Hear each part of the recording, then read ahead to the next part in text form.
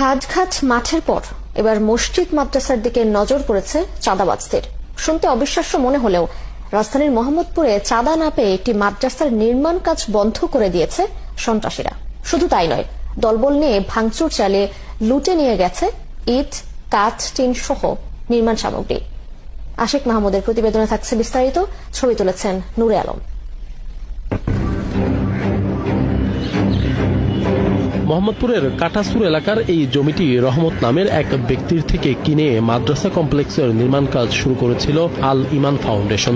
তবে দুঃখজনক হলেও সত্যি, স্থানীয় সন্ত্রাসীদের তাণ্ডবে মাদ্রাসার নির্মাণ কাজ বন্ধ হয়ে গেছে। গত 23 আগস্টের এই ছবিতে দেখা যায় মাদ্রাসার নির্মাণ কাজ শুরু করতে টিনের বেড়া দেওয়া হয় পুরো জমিতে। শ্রমিকদের থাকার জন্য তৈরি করা হয় ঘর। এর 2 দিন পর 25 আগস্ট দলবল নিয়ে সেখানে ভাঙচুর ও লুটপাট করে সন্ত্রাসীরা। 40 জনের মতো আসছে, আইসা ওরা ভাঙচুর শুরু করছে। তাছাড়া ওরা আমাদেরকে হুমকি ধমকি দিয়ে সেখান থেকে সরে জানো তো আপনাদের সমস্যা হবে। তারপরে দেখলাম যেখানে বসে পিটাপিটি করে সবকিছু ভাঙচুর করা, দরজা ছিল, টিন ছিল, সবকিছু খুলে নিয়ে গেছে। জমির মালিক ও আল ইমান ফাউন্ডেশনের কর্মকর্তারা জানিয়েছেন, স্থানীয় সন্ত্রাসীরা মাদ্রাসার নির্মাণ কাজ শুরুর পর থেকেই চাঁদা দাবি করে আসছিল। তা না দেয়াতেই এই হামলা, লুটপাট।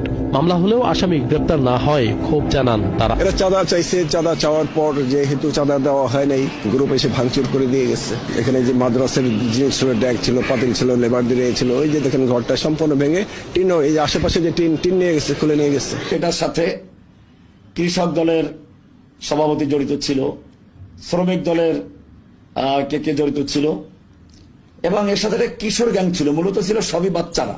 এরা ভাঙচুর করে সবকিছু লুটপাট করে নিয়ে যাবে, একটা আতঙ্ক সৃষ্টি করে। আমাদের 2-1 লোক ছিল, তারা তাদেরকে ভয় দেখাইয়া ওখান থেকে তাদেরকে সরাই দেয়। আমরা দৃষ্টান্তমূলক বিচার চাই। এরকম ধর্মের সঙ্গে সম্পর্কিত কোনো প্রতিষ্ঠান যখন হবে, তখন কেউ কোনো সন্ত্রাসী মানে কোনো চাঁদাবাজ যেন এটা উৎখাত করার জন্য বা কোনো কুচক্রী যেন এটার সঙ্গে জড়িত না হইতে পারে, এটা যেন সরকার সবসময় দেখে এবং এটা যেন একটা দৃষ্টান্তমূলক শাস্তি হয়, এটা আমরা চাই। স্থানীয় সন্ত্রাসী আর চাঁদাবাজদের তাণ্ডবের কারণে মাদ্রাসা কমপ্লেক্সের এই নির্মাণ কাজ এখন বন্ধ।